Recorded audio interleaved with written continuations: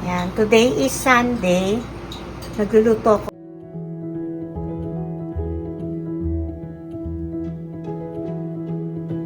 Pang sinigang yan, meron akong gabi, kamatis, sibuyas, tsaka naglagay ako ng konting luya kasi ito yung sisigang ko, yung halibut collar. And then, meron akong yan, naka-ready na pork asado. Yung pork asado, ito yung kanyang sauce. Ano ko pa yan? Pinapakonti para mas malasa. Tapos lalaputan ko ng konti. Ifi-thicken ko. Ang pangit tignan. So, ito ihahalo ko pa dun sa sininggang na isda. Ito pa yung iba. Inaalis ko yung dulo kasi di ba yung iba buo yan nilalagay? Kaya lang minsan yung loob niyan kasi minsan merong dumi-dumi din. So, tinatanggal ko na yung konting side para mas malinis ko. Okay, hands are clean. Ito yung sa pork. Tingnan nyo ang ganda, oh. Malambot na yan. Pero, ipapan fry ko pa yan. Tapos ilalagay na lang yung sauce sa ibabaw. Pag yung mga ganitong luto, maganda rin na palamigin nyo muna bago nyo hihiwain or else mag-aano siya yun. Mag-ano, hindi mo sabi. Maduduro. Uy, yun medyo ano.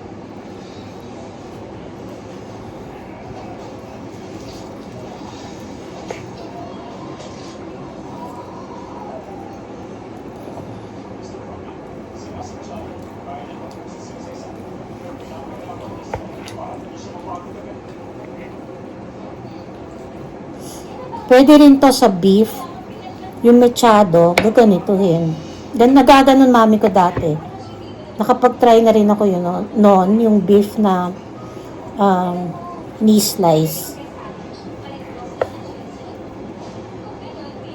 Pakita ko sa inyo. Ito. Pwede ito sa handaan. Ayan o. Diba? Maganda tignan.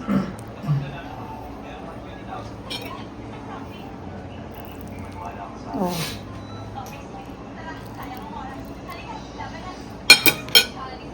Yan. So, ito na yung sauce. Papalaputin. Tikman nyo muna bago nyo timplahan uli. Ang asado kasi is para ring adobo pero matamis-tamis siya. Tapos, I use pineapple and calamansi.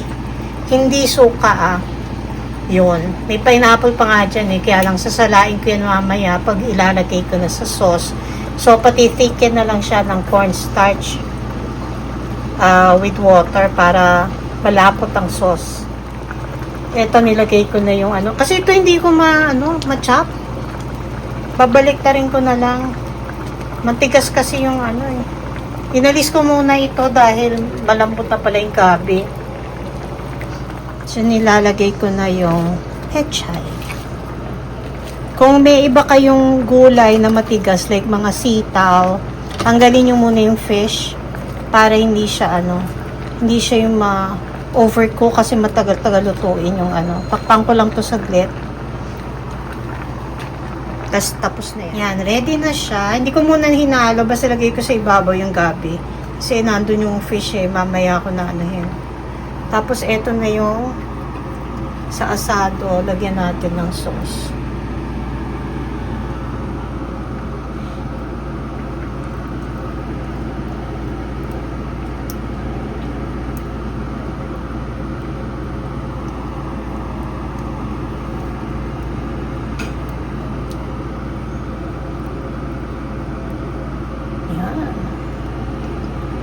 Pwedeng pang negosyo. Sinabi ko bang paano? Basta, parang pang adobo na parang with pineapple and calamansi. Ilagyan ko rin ng konting pineapple tidbits dyan, dun sa sauce. Yun. Lalagyan ko pa. Kaya lang, pinakita ko lang sa inyo. Ayan, tapos na maganda.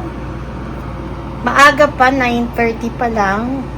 Mga 12 pa sila dadating. So, iinitin ko na lang mamaya. Pero at least makakapag-rest na ako. Yun.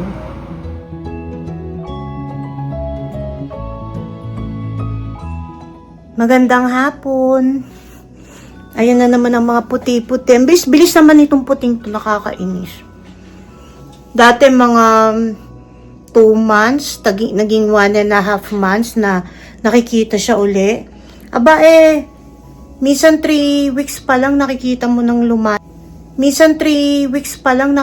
ng lumalabas. Pero pwede pa yan. Ayoko naman, hindi naman ako nag-aalis masyado pag weekend lang.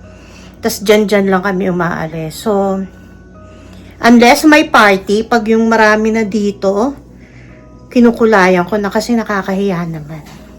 Ayun. So, ngayon, pumasok na si husband sa work. Teka, isasara ko to. Ba to? Yan. Pumasok na si husband sa work. Nakapagluto na ako kagabi nung kalderetang buto-buto ng pork. Ay, mura yun, biro nyo. $5, isang kaldero na. Syempre, buto. Pero masarap yun, tsaka matipid-tipid. So, ngayon, gagawa naman ako actually, nilabas ko yung malaking pork belly na nabili ko ng isang araw. Hinati ko sa 3. Tapos, itong isang part na to ay pakukuluan ko. Pwede siyang pang lechong kawali na miss na ni husband. Ito. 3 parang ganitong kalalaki is $25. O mas malaki yung 2 pa. Pero ito lang yung pakukuluan ko kasi hindi naman lahat yon for lechong kawali. So ito naman, yan, ito ay water na may brown sugar. Magluluto ako ng ito. Meron kasi akong Japanese sweet potato. May saba. Kasi minsan nakakasawa na may puro turon, diba? So, mamatamisin ko lang. Ang wala ako is yung sago. Hindi ako nakabili. Walang yung gusto kong sago nung nag-grocery kami. So, ito lang yung namin. Sana nga meron akong mabiling kamoteng kahoy. Gusto ko kasi yun sa matamis. Ewan ko kung makakabili pa ako. Pero ito na muna ang iluluto ko. Konti-konti lang. Pang merienda niya. Pang merienda pala namin. Hindi lang siya. Okay, see you later. Ito kahapon, ready na to. Pero nakalimutan ko ilagay yung orange na jackfruit o yung langka. So, ngayon ko lang nilagay. Masarap nga siya, matamis. Yung sa pack niya, walang nakalagay na sugar, basta ang ingredients lang niya yung jackfruit. Sabi nga, talagang mas matamis to doon sa yellow kind. So, masarap talaga siya. Tsaka mura lang 2 plus. Kasi yung sabi ng iba, mas mahal siya. Doon sa isa, hindi ko na matandaan kung magkano yung isa. Pero okay lang, masarap.